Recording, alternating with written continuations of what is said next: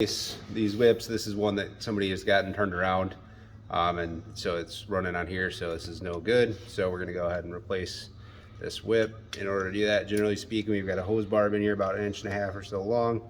So I'm just going to take these snippers, and I can feel that I'm hitting the hose barb in there as I go.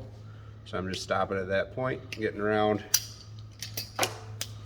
Take that off. I got the hose barb sticking out. Now at this point, the trick keeping your hands safe is to go ahead and you just get it in there like that, give it a little snip, and then work it down till you snipped it all the way down. Okay, that opens that up. You can either do that and throw it in a vise and break it off, or you can just turn it around, do it again, and then you got that off.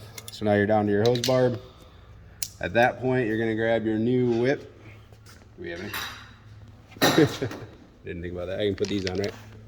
Well, we're going to be using those for this order. Well, that don't matter. Oh, well, that's old style. All right. Oh, so then we're going to just take this, and you can just look at about how much you're going to be sticking it in. Again, about 1.5 inches.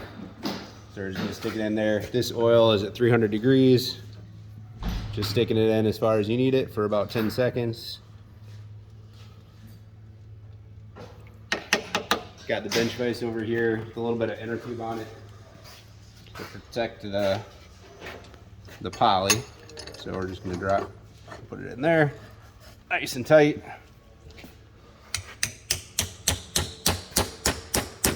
Tap that in. Then when you go to put it in the puck, it might end up out of clock. So once you get this fitting here tightened all the way down to so it's flush with the puck, make sure you use pipe dope so that you protect the threads from galling.